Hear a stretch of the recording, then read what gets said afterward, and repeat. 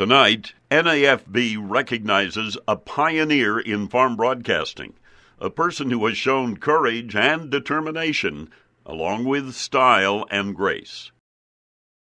The first woman to lead our organization, Colleen Callahan.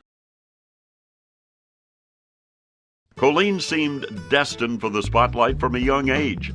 At 9 years old, she became the youngest exhibitor in history to show the Grand Champion Barrow, a Hampshire, at the International Livestock Exposition in Chicago. And that is where I first met her. To be on stage in Chicago with Dolph Hewitt and the Sage Riders was a great thrill for both of us. Colleen grew up near the town of Milford in Iroquois County, the daughter of Fran and Elaine Callahan. Her mother was a quiet and supportive parent. Her father, a bold and imposing presence who farmed, but focused most on their purebred swine operation. Colleen learned from both and matured into a very successful showman, speaker, and livestock judge. As a student at the University of Illinois, she knew that broadcasting was appealing as a career, but in the 1960s, there were no women in the field.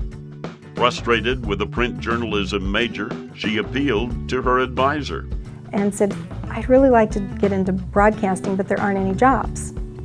What do you advise?" as my advisor. And he said, "Well, would you rather get a job doing something that you don't like to do and do it for the rest of your life? Or would you rather get your degree in something that you really do want to do and then try to find a job doing it?" That was the beginning of the ride. Following graduation in 1973, she interviewed at WMBD in Peoria and prepared for the questions she knew management would ask. What if we take a chance hiring you? And these farmers who listen to us question whether or not they should pay any attention to a woman who is delivering this information, because we haven't had a woman doing farm broadcasting before, at least on our station we haven't. So how will you react to that? I said, I will use my dad as my model listener, and if I present the kind of information that I believe the listener is expecting in a clear, concise, understandable manner, it shouldn't make any difference if it's a man or a woman or a dog barking out that information. She learned the trade of being a farm broadcaster and attended her first NAFB convention as a voting member, chaperoned by her mother.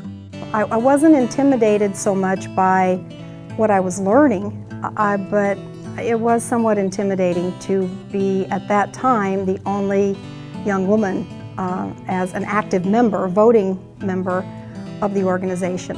Not everyone acknowledged a woman broadcaster in a positive way. For the most part, I felt welcomed, but there were a few who were not nearly as welcoming as the others. In college, she met a strapping Marine who had just returned from Vietnam. She had to ask him out twice before he took her seriously, as they found they both had a love for the livestock industry and judging. Dick Burns is a larger-than-life presence, but the two of them didn't compete. They complemented each other, combined their talents, and Colleen happily changed her air name to Burns for one day.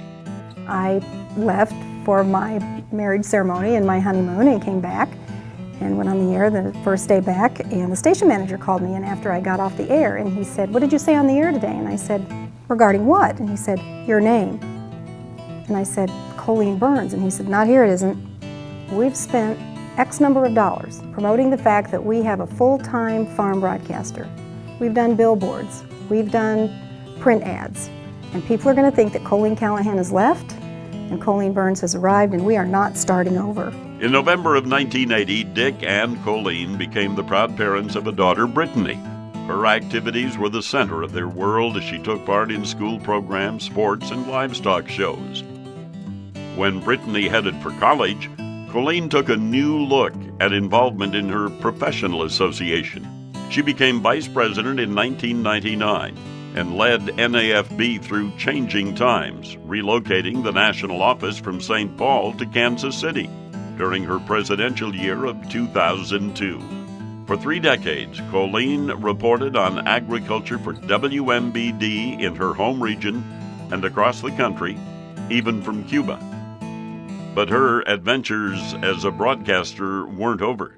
She was the first of our members since Herb Plambeck to go into a war zone. I answered the phone, and it was Ag Secretary Veneman's Chief of Staff asking me if I would be interested in accompanying her on a trip to the Middle East. So I quickly said I am very flattered to be asked. What an honor this would be. I said, I have a couple conflicts, which was true. So I said, thank you, I don't believe I'll be able to accept. And I thought about it all the rest of the day, and then Dick got home, and I said, oh, well, again, I had another interesting day. And I said, I got this call. And I said, but I'm not going. And he said, you're not going? And I said, the truth of the matter is, I'd be scared to go. I've never been in a war zone. I only know what I see, I only know what I read, and I'm scared. So I said I wasn't going. So he said, you have every reason to be scared. But he said, I gotta tell you, one, if they didn't want you to go, they wouldn't have called, so I think they kind of want you to go. And secondly, you couldn't travel with any higher level of security than being with a cabinet member. What I really needed was just encouragement. I knew it was the right thing to do, and I knew it was an incredible honor to be asked. I just needed some encouragement. But I got up at 4 in the morning and emailed and said, if that offer still stands, I'll be at Andrews Air Force Base whenever you need me there. Colleen served as a mentor to other broadcasters, bringing Carrie Muling into the station, Julie Root as an intern, and later scholarship winner, intern, campaign worker, and now WMBD Farm Director, Deanna Thomas. In the Peoria area, everyone knows Colleen.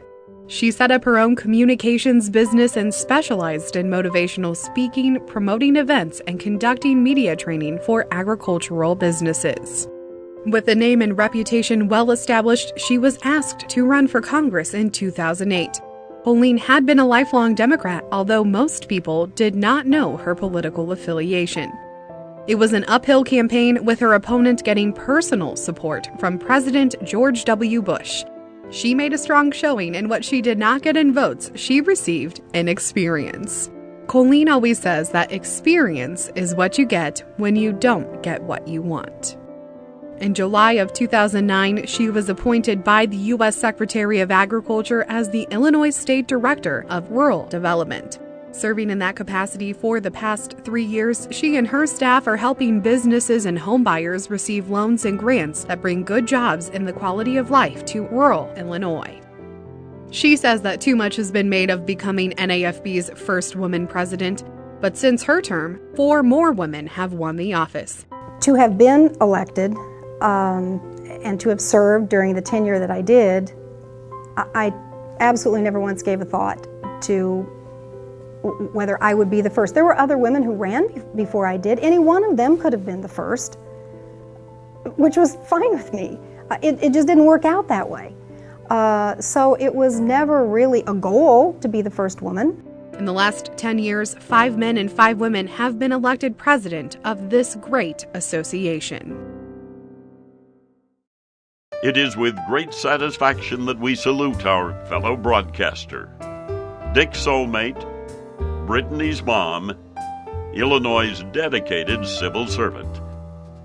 The NAFB Hall of Fame now goes co-ed, with Colleen Callahan as its newest member.